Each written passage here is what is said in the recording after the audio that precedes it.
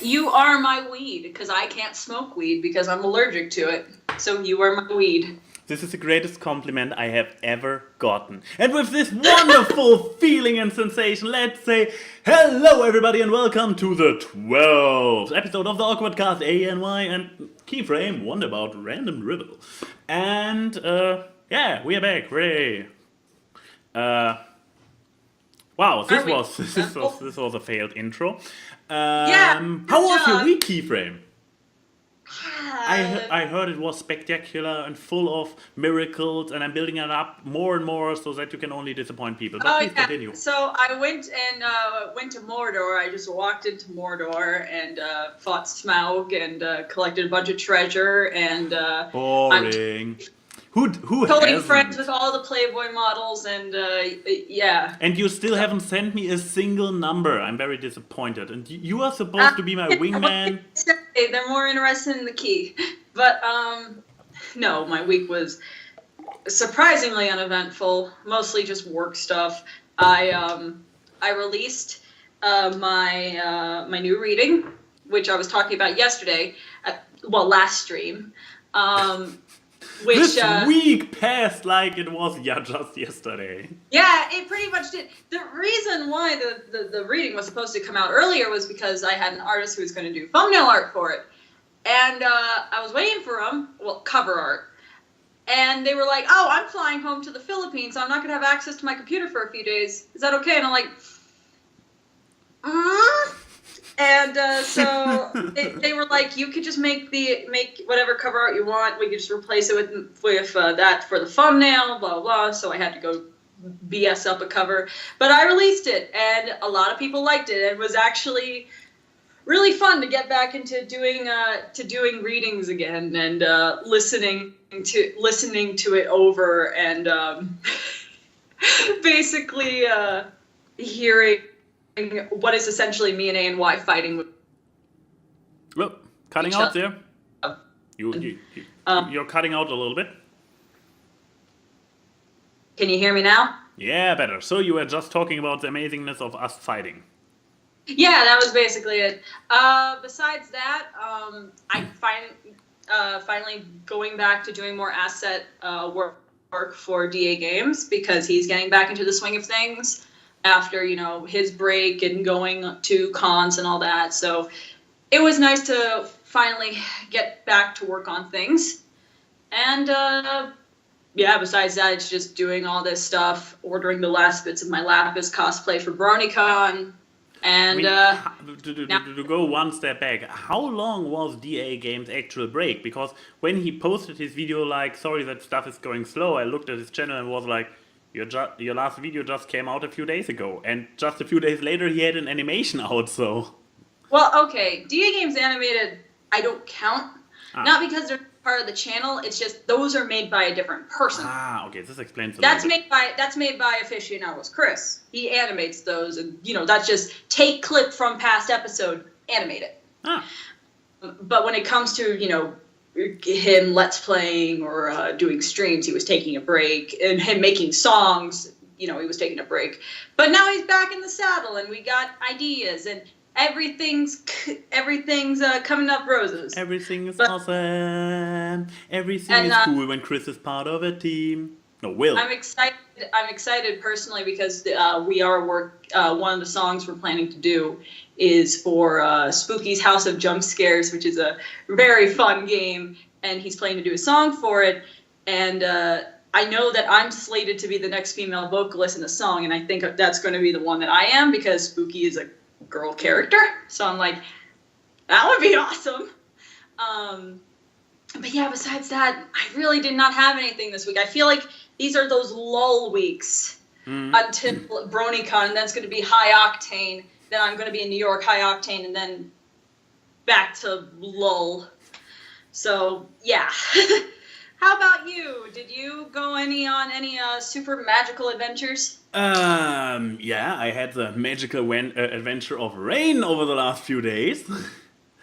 I wish we had rain. which was actually more fun than it sounds. First of all, when it is really rainy, The streets are clear, at least the bicycle lanes are clear. So I can actually, okay, it's rainy and you have wind and stuff and wet, but at least the lane is clear. I don't have to worry about grandmas slowly riding in front of me and me making some life-risking drive-by maneuvers. And basically passing over red lights in order to get ahead of those slowpokes. So yeah, this is actually healthy for me when it's rainy and I don't have to worry about other people and I can drive my speed. However, there was a fun side effect that the alleged weather raincoat jacket thingy I had was not as waterproof as I was hoping. So I came to work. First of all, people were like, "You came by bike by this weather," and I'm like, "There is no weather. You don't come by bike." Our head of sales laughed himself off first, like looking at me, shaking his head, and just grinning. But he's the kind of guy who is, I believe, impressed by silly stubbornness. But yeah, then the nice thing was, so I took my rain jacket, took it off, I took the sleeve of it, and I wring it out, and there was like water coming out of it. Oh, it was God. soaked. My jacket was literally soaked, and this was the way to work. I still needed to get back in the evening. Oh boy. So basically, in the evening, I was like, "Screw you, jacket," and I drove to Decathlon, the giant sports store, and I got myself a new rain jacket, a new rain pants, a new rain, because this was basically the final straw. I had this kind of cover for my backpack, because recently my backpack also got soaked through thanks to rain, and actually my MacBook got damaged. So I now, whenever it rains, drive with a cover over my backpack. This cover was old and breaky, and basically just started driving home, and whoop, it just was gone. It just got loose, and because suddenly cars around me like honked and flashlighted me, and I was like, okay. But it was first one coming next to me, and I was like, okay, is he meaning me or the car behind me? Then the car behind me drives by me like, and I'm like, what's going on? Then I look back and I'm like, why is my backpack uncovered? No. So I was not yet at my sports store, so I was like, here's home. There's the sports store. Floop, going there, getting a new cover with actually a stretch function, so it cannot break, or it breaks entirely. But it's new and not old, so this is one thing. And while I was there, because my resources got limited, I got myself. Is that protein powder? This is protein powder. I mean, I had protein powder before, but just from a regular store. And while I was there, and there was... So far, I avoided to get these ridiculously big ones, because they are just ridiculously big. And then you have this in your flat standing around, and you are like, look at me, I have this protein stuff. Like, blah, blah, blah, blah. I always considered it silly. I still consider it silly, and that's why I show it off to the internet. You're just desperate at this point. No, I'm not desperate. I'm like... I can never, like... vanilla. It's not cocaine. Don't do that. And I'm banned from Twitch. Yeah, and banned for vanilla use. Did I do anything else this week? Oh, yes. I practiced my song for lip sync battle, because I have picked a song. You picked a song. Oh, yeah, I picked a song. Are you going to give me what it is? You haven't told me what you have planned, so I won't tell you what I planned, because we are going against each other. You are the enemy. I won't tell you anything. Just know that I'm wiping the floor with you.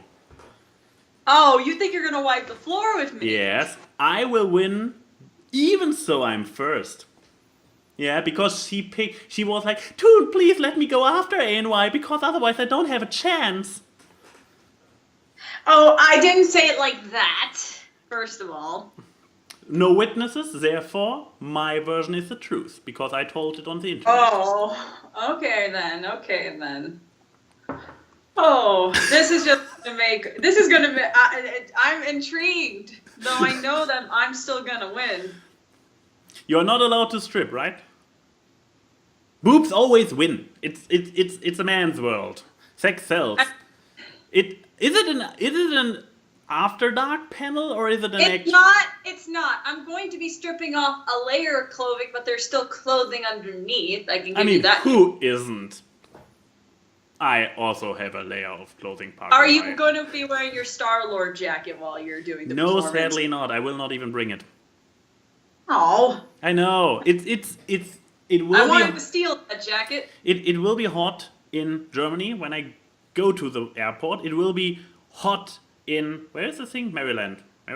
Yeah, it will be hot in Maryland when I get off, so I don't want to wear the jacket while on the plane. But I also don't want to cramp my how expensive was it again? Too expensive. I don't want to stuck my too expensive leather jacket into the suitcase either. So, but isn't that it's a heavy jacket, right? Yes. So I don't want to wear it. Wouldn't it keep you warm? Because the thing you were complaining about when you flew to Dallas was that the flight was freezing cold. Yes, in the plane, but I still need to get to the plane and I need to get... So I will probably wear, as always, my light coat. But my light coat is something I can throw over my arm when it's hot. But the leather jacket, once again, I don't know where to put the leather jacket. It will only get harmed during the travel. I need to come to something in winter next time, or not necessarily winter, depending on how cold the winter is wherever I'm going. Yeah, but yeah, obviously in my act there will also be a layer of clothes getting shed. So I'm excited. You're still gonna lose, but I'm excited to see your effort to try and beat me. Oh boy! But I'm just gonna say this: when you do lose to me, when you see what the performance is, you're gonna be happy that you lost to me. Yeah. But you're just going to do the Imperial March, going up and on. And the shed of the piece of clothing you are shedding is your mask. Like, I am your keyframe, A&Y. Yeah. I mean, I am your keyframe, but I mean, so far the competition is rather limited, so. Exactly.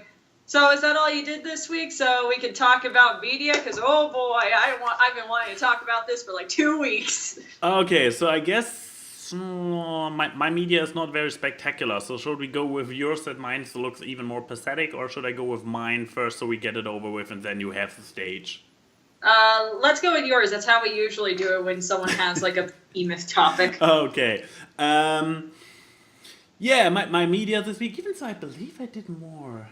Yeah, I started watching small things, but my main media, which basically took my entire weekend. My media today is two media I want to compare. Okay. I should have prepared something to actually show it on Thingy. Wait, I can come up with something. I'm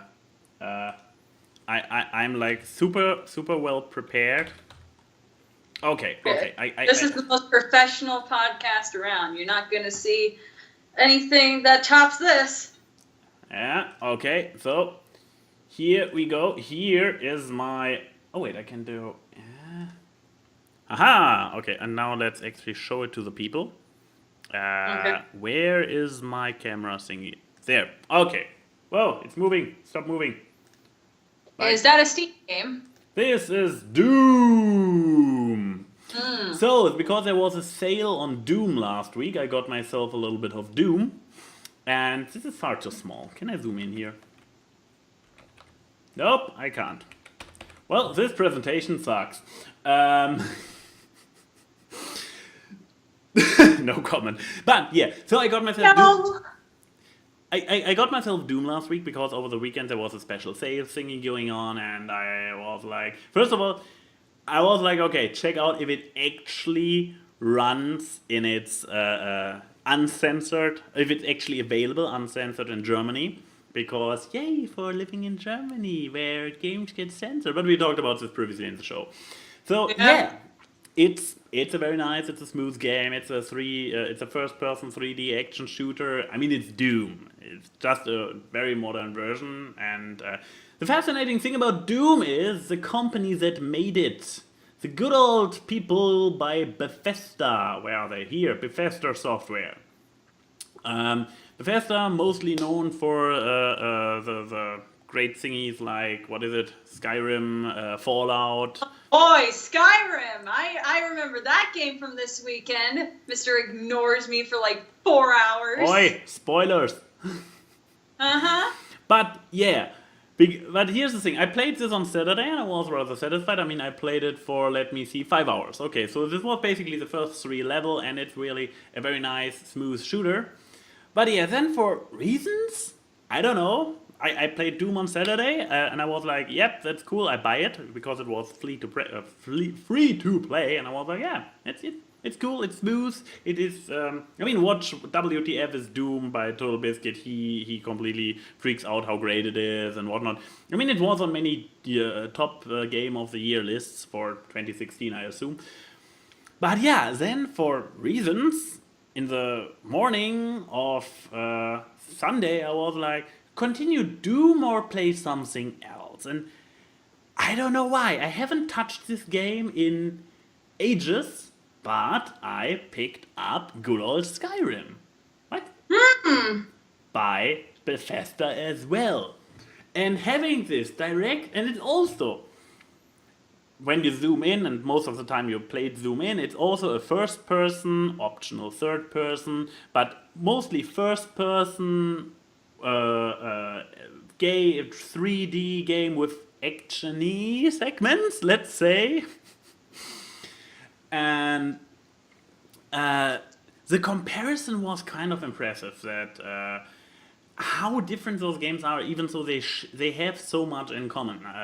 With Doom being this very smooth, to the point, kind of linear game where you where everything is smooth, the battles animation, how you navigate the landscape and everything.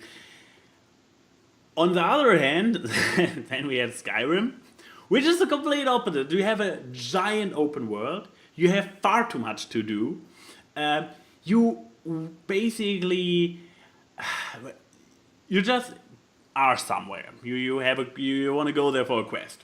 You go there for a quest. Like, the way there already is 5 minutes. Like, real time 5 minutes. Your thingy is running, your avatar is just running down the road for 5 minutes. You pick up some flowers by the sideway because it's getting boring. You see, oh, there are other landmarks on the side. Well, while I'm close by, let's just go to this landmark for a second. I believe so far I haven't finished this one quest I wanted to finish Sunday, because I got sidetracked. I finished the other quests in the meantime, so it's not like I didn't accomplish anything. But yeah, it's and it's very, especially during the first hour or something, I was super disappointed how really crappy, and let's say it, bad, the handling in combat in Skyrim is. It's so junky as hell, and it comes from the same studio. It's a 3D engine. It's action scenes, at least in the moment when you fight, action fights, first person. It's worlds between it, which is kind of fascinating in and of itself. But yeah, on the other hand, Skyrim is. I have had a lot less sleep this week, simply because it's this kind of like, at least want to bring back the quest item now. Quarter an hour later, I'm in the city, and some random NPC comes like, please help. Oh well, it's in the same city. I guess I can do this one. Oh, this storyline actually sounds very interesting. Huh, okay, I need to travel to this other... No, goddammit, it's 2 a.m. and I need to stand up in 5 hours. This was my week so far. So, yeah, I just found it a very interesting thing. I still want to get back to Doom because, unlike Skyrim, Doom is a game that you can actually finish. Pretty much. Yeah. But... All I remember from Skyrim is Jesse's playthrough of it, where he tried to loot everything in the first, like, how many episodes? When he you can't loot everything in Skyrim. It is absolutely impossible. I'm a looter myself, and it is so hard to let so much stuff just lying there. And at this point, I am like, I find an item, I'm like, is it worth at least 100 times its weight? Because if it isn't the weight times 100, you can just leave it there. It's not worth picking up. So this is how crazy this game is. Like with the looting. And there's trash lying around everywhere. There's like, I accidentally picked up a basket. Just a basket. I remember seeing one video of someone just selling like hundreds of plates. People go on specific runs of the game where they just collect inane shit. Yeah, I don't have any skills in pickpocketing. Because there's no need to pickpocket. Everything is lying around, and they're the most. It's more. Skyrim is more littered than a New York sidewalk. And it's just so. Once again, the battle system is so bad because it's a lot of close combat. And the close combat Bethesda doesn't really do the close combat well. Or at least not so far. I mean, you have the close combat in Doom, which is basically one move. But yeah. But when you think, for example, Fallout, the Fallout and the Skyrim or the Elder Scrolls franchise are pretty similar at this point. I believe they run on the same engine. They have, I mean, in Fallout they have the perks. In I believe they're called perks by now as well in Skyrim. But they have the perks that kind of dedicate how strong you are and how much you can carry. In Skyrim you have the three main thingies like stamina, magicka, and health. And well, this is a very, very amazing video. Thank you for that. Thank you. Finally. Now it got interesting again. Without sound, it's really not giving you a lot, just seeing this damn thing flying around. It's not. So was that your media?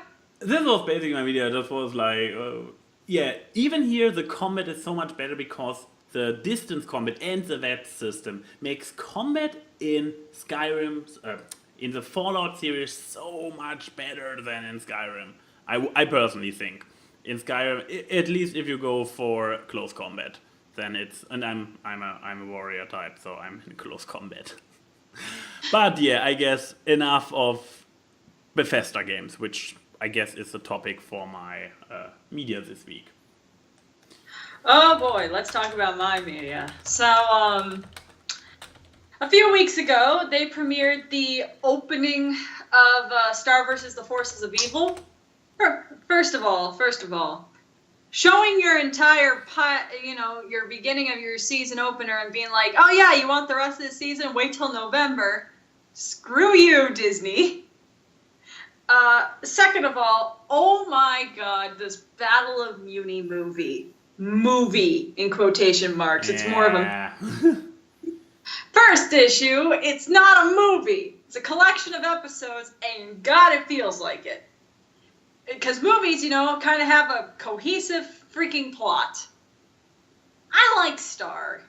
Not the character, I'll go into that, but I like the show. It's a cute show. It's not that amazing compared to the other things, but, it has a lot of potential, and it does have some good elements, And... but when it falls flat, it falls flat. I remember when I was in Berlin, me and this guy marathon season 1 and 2 of Star vs. the Forces of Evil, and we felt exactly the same way. And I just realized what a very crappy Photoshop screenshot I found there. Perfect, but oh my goodness, this movie perfectly encapsulates everything I like and everything I hate about this show's writing. And how this show handles things.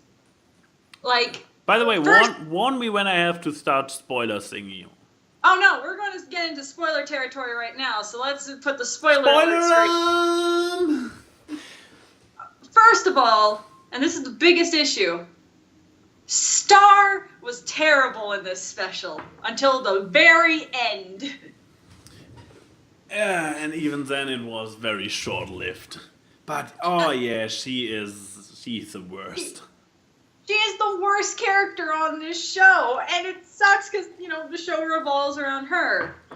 And, I mean, the beginning of the arc, you have Star and her mom, and they're going with the High Council members to this revival place. And then the next episode, it actually goes into the backstory of Moon and Toffee. That episode was good. The Moon and Toffee thing, backstory, awesome. Queen Moon is actually a very interesting character.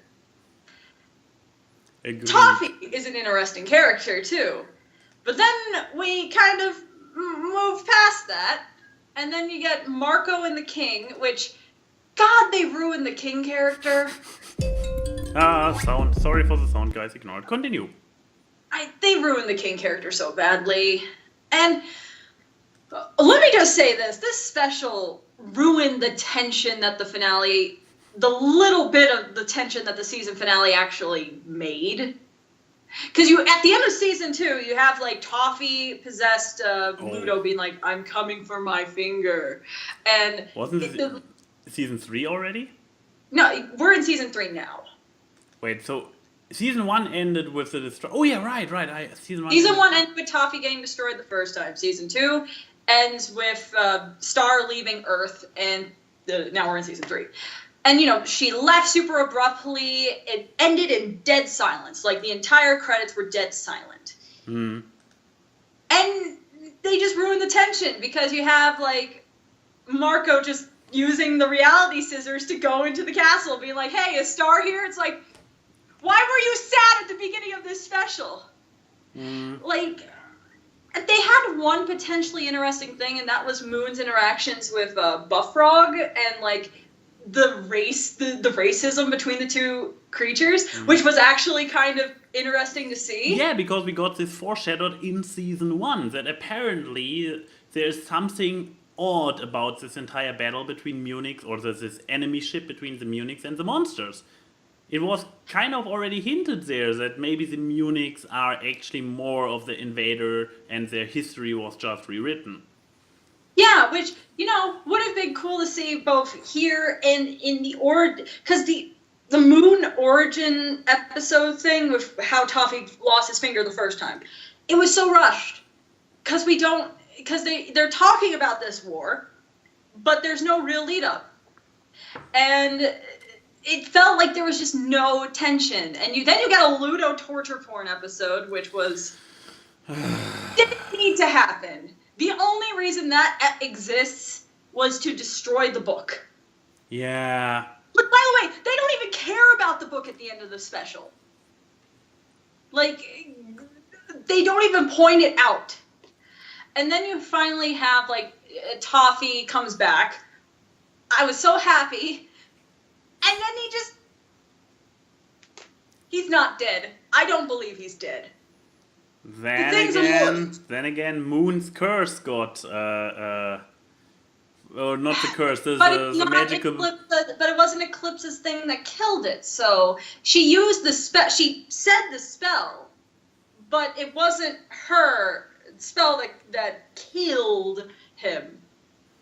For all we know, his goop melted into the ground and he's gonna come back as a plant.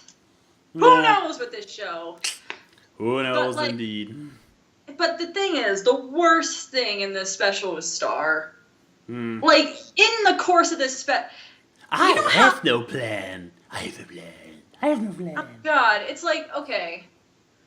You know how the nostalgia chick hates Ariel in The Little Mermaid because she doesn't learn anything, but she still gets everything she wants? That's Star. Because she has not developed a single tiny bit in character since season 1. She doesn't care about anything. She's a sociopath, and it's not in a charming way. She could... You know how they kind of have this foreshadow that she's as powerful as Eclipse, so she could be a villain thing? Yeah! I honestly see her going evil. I want to see Marco kill her, basically. Because, oh my god, she finds out that Toffee killed her grandmother. And that's the reason why Star's mom is so protective. Mm-hmm. And she acts like she was compassionate. She was compassionate for 1 minute, gave the mom the wand. The mom explains, if you use the wand, it's connected to Toffee. Yeah, and she tries to use it again and again and again. She acts like such a... Yeah, she's a teenager. But when you find out that the reason why your mom is so protective is because her mother got killed at the age, and her mother was Star's age when her mother got killed by Toffee. Mm. Brain, use it. And she's sociopath, as you said. Yeah, and the only thing she gained was that she was able to dip down and go into Sailor Moon form, basically. And which, by the way, that was so anticlimactic. Yeah. I've been waiting. I wanted Toffee to return and be a villain throughout season 3. I mean, it's Michael C. Haller. It's Dexter. For everybody who didn't realize, Toffee is Dexter. Yeah, I will give them this. They were going gruesome with the ending. And he did bring up an interesting thing. Is I know what's going to happen, which I kind of like the forebodingness. But this movie had no tension. It didn't know what it wanted to be. It didn't know if it wanted to be serious or funny. And the entire, the first act was fine, third act was fine, middle act was just. But also, as you said, the fact that it was not a movie, but actually 8 episodes, and that the episodes were encapsulated. Like they still had with the first 2 it still worked. They had a smooth transition from first on the run and then they go into a backstory, and the backstory is its own episode. It works. So then it goes into the Marco King thing. Yeah, it goes into Ludo Torture. Oh yeah, Ludo Torture. And then into River. And then into but yeah, Marco. Because it's episodic, it's like this entire segment is Ludo completely separated from this. 10 minutes of Ludo torture porn. Then 10 minutes of, once again, complete cut. Complete. And we are in this completely other setting with the King and Marco. And then finally, they kind of, with the last second, they kind of create a connection. But... By the way, that entire episode with the mime, Rubariot, and the jester, you could take that episode out and just take those 3 characters out of this marathon, and it doesn't change a goddamn thing. I don't know. I really loved this. One of the one good laughs I had with this movie was when the mime is freaking genius. Yeah, I agree. The mime is freaking genius. The mime is so sitting there, and they're like, genius. I will give this that episode did give me one of the few laughs I did have during the special, which was Marco saying to the jester and Rubariot, man, you guys really fooled me that you hate each other, and then Rubariot laughs. It's no, we really do just hate each other. Yeah. But, that was I'm not saying if they didn't have funny moments, but they just didn't blend. And it's even if it was a marathon of episodes, there's been other shows that do this whole multiple episode, basically you put it together and it's a movie thing. Yes. Steven. Actually. And it feels cohesive. It feels good because it basically just comes off the point it lets off. You use multiple episodes as just a way for you to basically make a movie, especially that you know that it's basically going to be a marathon. I mean, they still write it the way that they have the little cliffhangers whenever you reach the end of an episode, but they still continue smoothly from one to the next. This special just proves to me this show is the Sleeping Beauty of Disney XD shows, in that the side characters are 20 times more interesting and compelling than the main character. But yeah, my big peeve I have with this special, which was basically within the first few seconds, I had already I already got triggered. Mm-hmm. Basically, the opening screen, the new one. No, Jackie! Where Yeah. the fuck is Jackie? I mean, seriously, come on. Okay, okay, this guy, he is a recurrent character, understandable. Unicorn Head, obviously, yeah, she is probably the third most featured acting character, because I don't count Marco's parents as acting. But yeah, her parents, what about her parents? They actually, especially Princess Moon, Queen Moon got involved a lot. Marco with a cape, because reasons? Okay, admittedly I like her. She is fun, but so far she had like 2 appearances and they were completely minor roles. Her? Why? Her? Wait, what's wrong with Jenna? What's wrong with Jenna? No, why is she here? Yeah, Jenna is cool, and there was this episode where she was just lying on the couch with her phone, and there comes this giant lizard with a chainsaw in, and she's just yeah, you go. Okay. I can actually bring up an argument to why Jenna would be there. If this is like a whole, group of people that have certain abilities, there have been multiple episodes that show Jenna does know a lot about like witchcraft and the supernatural. Mm-hmm. But still. So she does have, compared to Jackie, she does have more things that would work in this kind of weird supernatural multi-universe thing besides compared to a skateboard. You would think that this person could be on the cover because she plays a certain role for one of the main characters. Maybe not the titular character.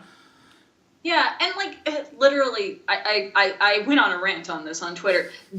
One of the very few traits about Star that I like that they've written is that she never actively tries to get in between Marco and Jackie. She encourages the relationship even though she knows that she likes Marco. Hell, she got a little bit worse at the encouraging once she realized she likes Marco. But yeah, before that she was very supportive. Yeah, and there was that whole where they went to the concert and everything. She was still upset, but she didn't show it. And even when she admitted that she had a crush on Marco to Marco, she didn't expect him to, reciprocate. That's the one thing I can give Star. But it's like the show tries to make the whole tries to make Star such an antithesis of the Disney princess stereotype that I think that it's just like, then don't have her get with the main guy. Yeah, okay, if you really want to go with this whole antithesis thing, don't make her go with the main guy. I mean, at the end of the day, they still haven't gone into this direction. I mean, sure, they had this hug, but even that was kind of, it was a cute hug. It was more... It was not a lover's hug. I mean, she was hugging him below the head, so around the chest, so they didn't even have this head-to-head set up. So they might go for a really more platonic relationship, like the big protector, knight in shining armor, and his princess. And the protector has still his girl, but we haven't seen her so far. And I'm like, okay. I'm just worried that because the way they left Jackie at the end of the season 2 finale, I don't know, I have bad vibes. They're just going to have them be like, maybe we're not meant to be together. And everyone brings up that whole blood red moon, and I'm like, that means they're connected. That doesn't mean Star, I want to like this show. I want to like this show, but it constantly does things that both make me happy and piss me off at the same time. Yeah. But yeah, I guess this was your media. Yep, that was my media. Okay, we can go back. We can unspoiler alert. We go back to normal blue mode. We're in the blue, man. Now we can get to the Q&A. To the Q and or A. To the Q. I mean, we have our ingenious fallback for the ending. Yeah, we do. But we did, Enigma and Chuggle, our main mans, did give us some good questions, so... They sure did. We had some. I believe, did we have leftovers from last week's? Oh, this is not actually... good ones. A short one by Keystroke Cascade. Hey, it was actually not intended as an Ask Awkward, but I turned it into one. Have you and Key played Cards Against Humanity yet? If not, you should do it at a live stream. I've done Cards Against Humanity both in person with people, and I did it for DA Games because we did a few of the first things I did for DA Games was play Cards Against Humanity with them because on the online pack someone made a DA Games expansion pack. I wasn't in it, but it was because I just joined the team and the pack existed for a little while, so. Yeah, I have also I played it online with a few people from the Rift, and I also played it at what was it? I was somewhere. It's a game that as much fun as you have really depends on the people you play with. Yeah, I believe I actually played it at Euroferns 2015. So there was a gaming room and somebody just brought it. We played through Cards Against Humanity. We had the entire game, plus I believe the British edition and one more edition, I believe, and we played through the entire deck. We just had a giant pile of discarded Cards Against Humanity cards in the middle of the table. So yeah. This was the thing. So we didn't play for score, we play until 8 or something. Because I recall, when you play it online, you need to set this kind of limit because it drags on. It's as much as I enjoy many games, board games, online adaptations, with the board game simulator on Steam and everything. Which reminds me, I still haven't uploaded anything we played, did I? I have the recording still somewhere. But as much as I like them, playing something in real life is still a very different feeling, so... Exactly. But playing it after just bashing the idea of playing something online. Yeah, but we could totally play it online. We just need to find a couple more people that can fit, you know? Yeah. Let's see. I'm going to pick a question. Okay, Chuggalass, who is someone in the community you can't stand working with? I'm going to keep this anonymous, but I had one collaboration I did. It was me, wasn't it? No. To be sincere, you're my favorite collaborations, because I always find our works to be the most funny. But, no, I'm going to keep it anonymous, but this is the one collaboration that I will never advertise. I will advertise everything else, but this is the one that I won't. And it was just poorly put together. This person tried to write my lines for me. Not like the intro lines and stuff where, people can do that. He was trying to write my opinion. Oh. And I drew the line there. I mean, the guy guilt tripped me into doing this collaboration. He wouldn't stop bothering me until I did it. And then the icing on the cake is that he put my last name, my full first and last name in the credits, which you don't do that. No, you don't do it as an online personality. I'm just gonna say this, and people in the audience who know this situation, and this was pre-save keyframe, so yeah, I didn't like my full name being out there. Yeah. I mean, even I, as somebody who is relatively loose with stuff, with personal information, I make sure as hell that nobody knows my last name. Somebody I don't know personally, and I mean, I also only revealed that I live in Berlin because it's big enough. While I was still living in Aachen, I didn't tell anybody where I live in Germany. Because you are always at the risk of getting doxxed or whatever, or found out, or still people could still probably. My workplace is cool, but imagine just crazy fans who don't know where the limit is starting to send stuff to your workplace. This can actually cost you your career if you are unlucky. Exactly. So that was my worst experience with at least someone in the community, not a fan or something. But yeah, to work, to collab with. I never worked with this person again. I personally, it's basically a type of coworker. I believe the person I had my worst collaboration experience with has matured a lot since then. Also, not naming names. I think I know who you're talking about when you say mature. I don't know. There are a lot of folks in the community who really need to could use a little bit of maturing. But yeah, this person, it was like writing felt like a battle. It was the kind of like, you know, when you're young and need to basically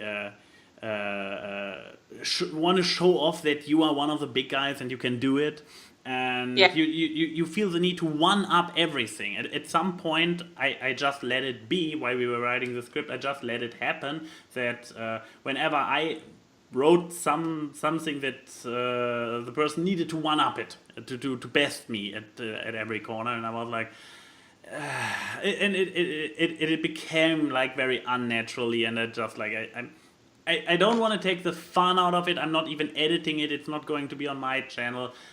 Or was it on my channel? No, I believe it was not on my channel. What was it? Was it a yay and nay video? Nope.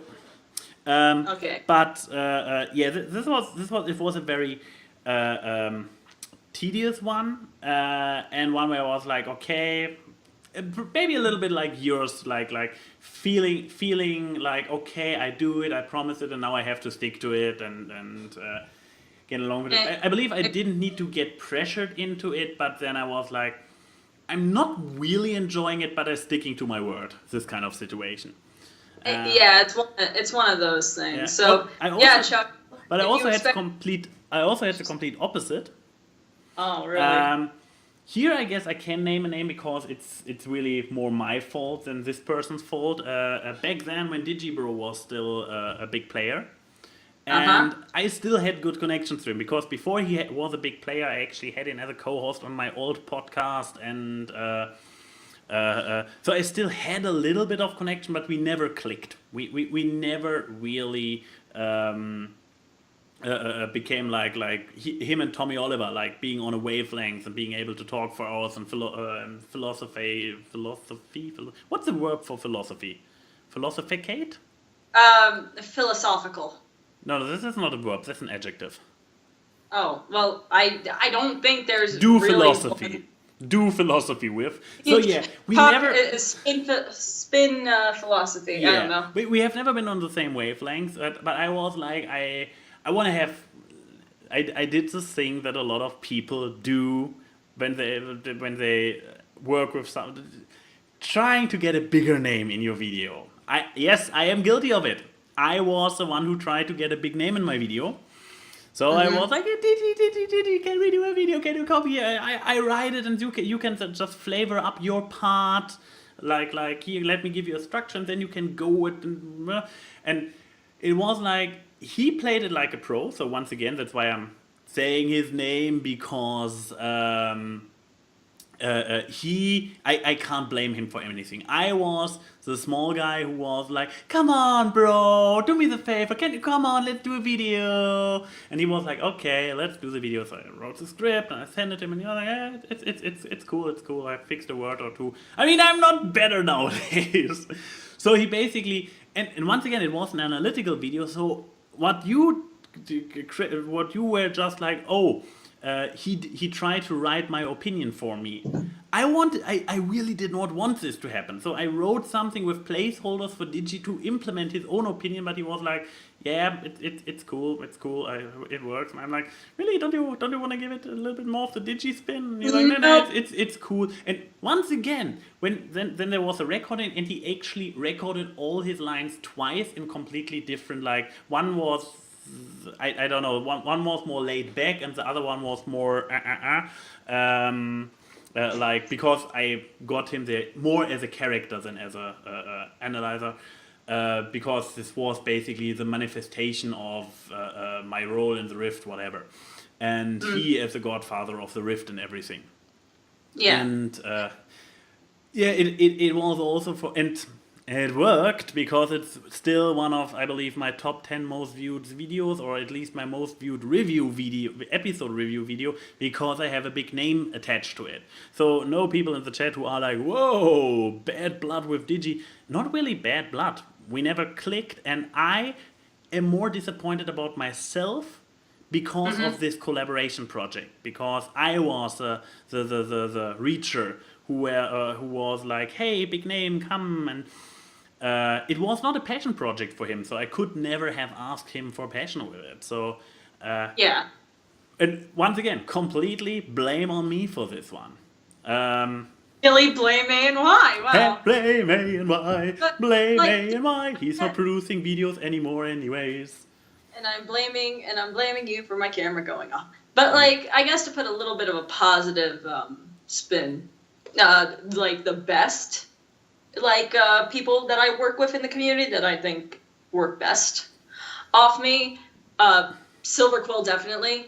Me and him just have kind of we are very good at bouncing off each other. Hmm. And even in like real life, if you ever witness me and him having talks, we actually go into very long length talks about different things. And also, I would say I actually work pretty well with Blissey, even though me and her have never had an official collaboration, but whenever me and her work on scripts for TF2, we actually bounce off ideas pretty well. But I don't think it's a surprising answer that I think the best person that I work with that I think is just perfect wavelength is you. You are just biased. I am not. Well, okay, yes, I'm biased because this is about a wavelength thing. I can't even deny that. But no, every project we've done, like video-wise, I just think it gets better and better. And it's like, I can even look back on like the first, like AWKWARDCast and stuff, and I still like it. And I can barely look back on a lot of things and still like it. Yeah. I don't know. It's lightning in a bottle that we've kept. I don't know. Yeah, I mean, probably the reason why we, after still 3 years, still hang out, and now even on a weekly basis, because we work well, bounce off well with each other, and this also gets moved over to productive projects like video.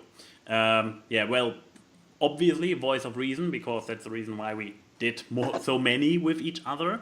It just works. It works very smoothly. We have compatible styles. The bouncing, the chemistry works nicely. I just like annoying the boy.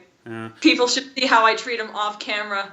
I annoy him so badly because his name is also Zachary. Like, because Zach's also that, so I keep calling him Keith, and he gets angry at me every time I call him Keith. I need to. Now we all know, and we can use it. We know his kryptonite. Yes. Beyond that, let me see. With whom have I also collab? I recall that people described me as a very collab happy guy in the past, but this all kind of fell away with me being productive at all. It's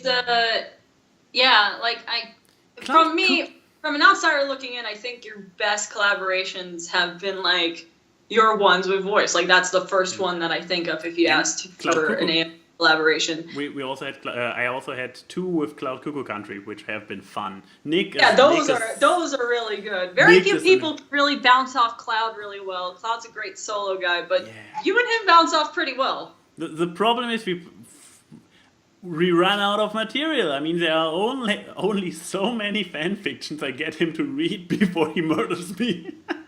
Exactly. I think you made him hit his limit with the first draft of Sweet and Sour. Oh, this was amazing. I sent him my own, and he was kind of stepping around it. I'm like, dude, hit me with it. I send it to you. I want to have the truth, and let me see if this is still somewhere in my. I can't switch. The problem is I can't switch to Skype. You will disappear when I go to Skype. What do I do now? With the key and the frame. I guess I remove her there, and now I can check what Cloud Cuckoo Country said. Okay. Ba-da-ba-dum. Oh, okay, so I send it to him and he is like, I can pre-read your story for you. Also, I warn you, I can be pretty ruthless. This attitude is very welcome. Also, yay, an actual pretentious book nerd among my pre-readers. Then I sent him the draft. How are you doing, mate? So, by the way, how are you doing, mate? Oops, this was me getting into the public part a little bit late. Wait, I have an idea. I copy all of our dialogue out of it. Quicker. Then I can get keyframe back on the screen and I can still read it. This is like... I disappeared. Yeah, you disappeared. I will get you back in a second. Save me, Anwar. You're my only hope. Oh God, I'm gonna die. Oh, this is even better. You can now play Cloud. Oh. I need to bring you back. Bloop. In our Ask script, I just copy pasted in. It's a horrible thingy. So you can be Cloud, I can be me. Oh God. Okay. We can stop at some point, but be as snobby Australian and Cloud Cuckoo Country as you. Basically, channel his book burning series when he talks. Mostly working on stuff since. I guess you can start with basically. Basically, I go through the writing and make corrections based on intent and execution. But it's not a popular job because A, most people feel like anyone else editing their writing takes away from their personal feel of their writing. And B, most people treat sub-editing as a form of hefty criticism against their writing skills. Alicornization has become an overused trope. What? Well, this is you. Well, I actually do know at least 2 high-profile stories using it near the end, and let's not talk about cheap self-insertion fix. Of course, jokes after. Also, Cure. Whatever. I actually want to go. Where does this actual critique start? Then it's get. Oh, here we are. I found it. So I know this is just a fan fiction project, but considering that you put it out for pre-reading, I'm assuming that you're taking it at least a little bit seriously. To be honest, I don't like it at all, and I think it could probably use a redraft. I would also recommend reading a couple of short story collections as well, stuff by published authors. But if you're not planning on taking it too seriously and it's just for the fun of it, then I might not be the right person to pre-read it. Yeah, I guess so. I guess I am somewhere in the middle about the seriousness. I don't want to produce something sloppy. It's 100% sloppy. But I'm not really aiming for high literature. It's still a little side project just for fun. I could probably use the prime example of why I never read fan fictions, except for those 2 times. Damn! Shit! Sorry if I'm being mean, but it really is god-awful by my standards. Then again, I read classics, so I'm probably not the primary audience for it anyway. Nevertheless, haven't had such a powerful slap in the face in like forever, Ruffle. Damn, still losing it over here. I must have been cracking up over it, like laughing my ass off, like this was hard. Do we really want to go into this engross part?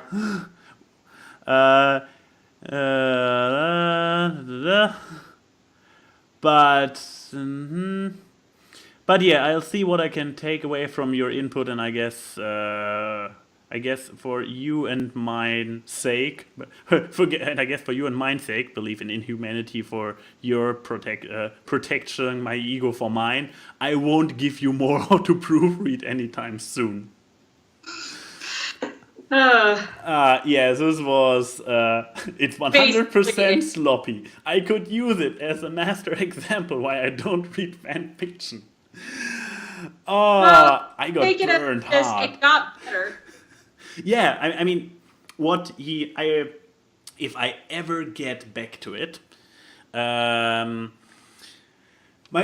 My idea is to still post the first draft as an extra chapter at the end of it, like to show people how far it came. And I dare to say, in direct comparison between the original first draft and the direction the story took, at least for the 3 chapters it has by now, it improved immensely, and the god awful and 100% sloppy is hopefully only awful and 90% sloppy at this point. But big improvement, I would say. Still not sure if I would give it to him to read, but yeah, how about not? First it needs to get finished after all. So yeah. But I guess we can read a couple more questions because we went on a long tangent with that. A little bit. I like this one. Chuggle asks, what is the weirdest ship you've ever made and or promoted? Let me get the great big book of crack ships because, oh God, I love them. At least with the horse show, I ship Flim from the Flim Flam Brothers and Applejack, and everyone hates me for it. Oh, I actually saw a picture of this ship once, and I'm like, yeah, it's actually. I mean, he has an apple on his flank. It's kind of like, wait, Flim is a younger one, right? It's meant to be, but Yeah. like, I really actually think that's interesting and stuff. Could also just be because I want anything to help advance the Flim Flam Brothers. Yeah. That's a whole other. That takes away my camera. Yeah, the Las Vegas episode doesn't really count. Nope.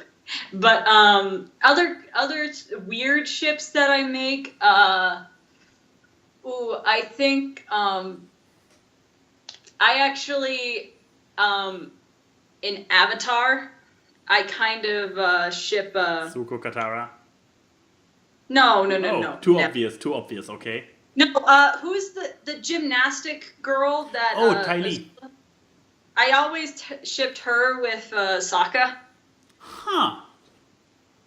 I don't know. I just imagine that after they've made peace, they would put their fighting styles together. Because they're the two... Besides, I know May's a non-bender, but Ty Lee is like... she has the whole chi bending thing. I imagine she would teach Sokka that to help make him a better fighter. I recall their first battle. Wasn't it kind of like, she pointed out like, oh, it's like we're dancing with each other. Yes, and after that I was like, I really like them together. But his other makeup girl, oh my god, I forgot what makeup girl's name. Suki! Which, by the way, Korra, we never actually found out what happened with Suki because Sokka has no offspring. And they never mentioned Suki in Korra. Sokka never gets laid. His first girlfriend becomes the moon. He has a bad reputation, that's true. That, as Zuko said, that's rough, buddy. Yeah. God, those two. My girlfriend becomes the moon. Oh, that's rough, buddy. I guess those are my 2 big ones. Besides, I guess another weird one is from Steven. With Steven, you can find a ship of any gem with another gem. But mine is actually a human ship. I ship Ronaldo and Sadie. I think they would make a much better couple than Lars and Sadie. Didn't Lars Lars and Sadie make it into Saber Sparks top 10 dysfunctional worst cartoon couples? Yes, but the thing is, everyone hates Ronaldo for some reason. It's like, no, he's awesome and he's always right. Yep. But in that Beach City Horror episode, him and Sadie actually had pretty good chemistry. And since, Steven accidentally made Ronaldo single in that Restaurant Wars episode, someone needs a girlfriend. True. Do I have ships?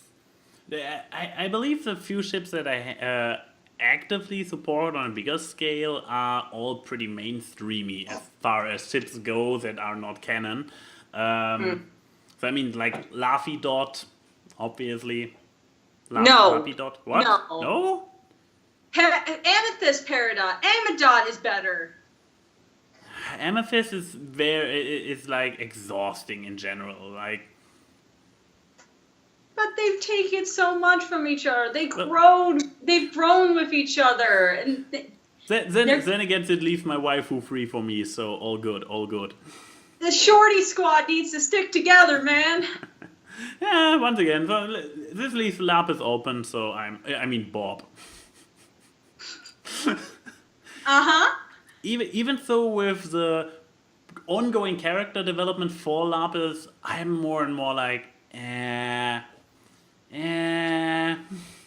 will admit, her laughing her head off when Navy flew away and being like, I know someone can't be that well adjusted.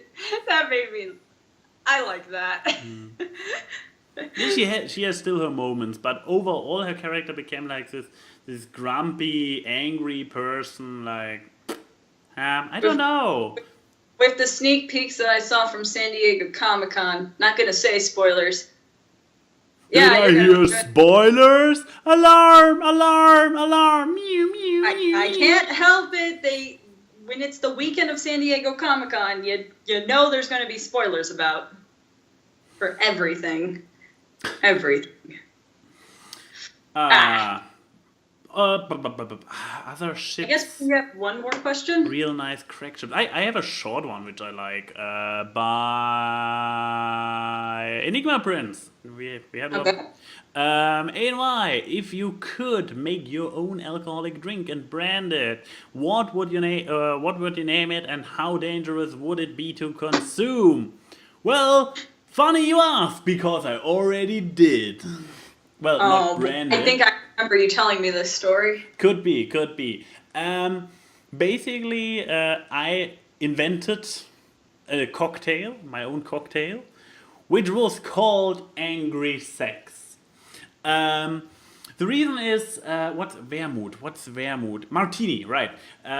Because my back-then girlfriend liked martini, or vermouth in general, I didn't. I totally don't like martini. And so the challenge for me was to create a cocktail with vermouth or martini. Vermouth is basically the over category. Martini is just a brand. But yeah, a cocktail with martini we both like. So martini, so she likes it. I,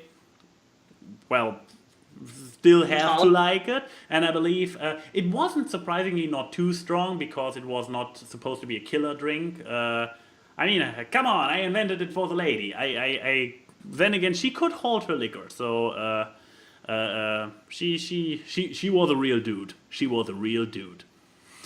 But yeah, I believe vodka in it, obviously, because if you want to level up a cocktail, always go with vodka. Vodka is the perfect base because it has no strong taste of its own. It just tastes strongly alcoholic because it has like 38 promille. But then bitter lemon. So it is very close. It has lemon, it has vodka. It has basically a vodka lemon as a basis, and with vermouth and lime juice, and I'm not sure if something else went in there. Maybe a shot of triple sec. I'm not entirely sure. So it was a medium one, maybe a little bit on the lower end when it comes to the dangerousness, but Angry Sex. I just wish that I can only recommend it. When every time I think of vodka now, I think of that vanilla vodka that we had that we ran out of when we made the vanilla and Coke that was so good, and then we ran out of it after that time, and we never went out and bought more. God damn it. Yeah. It was so good, though. It just tastes like vanilla Coke. Secret tip for all the alcoholics among you guys. Hopefully you're all of age. Absolute Vodka has those flavored brands. And one of them is vanilla. Just a long drink of vanilla Absolute Vodka in cola. If you ever tasted the original vanilla Coke from Coca-Cola, it's crap.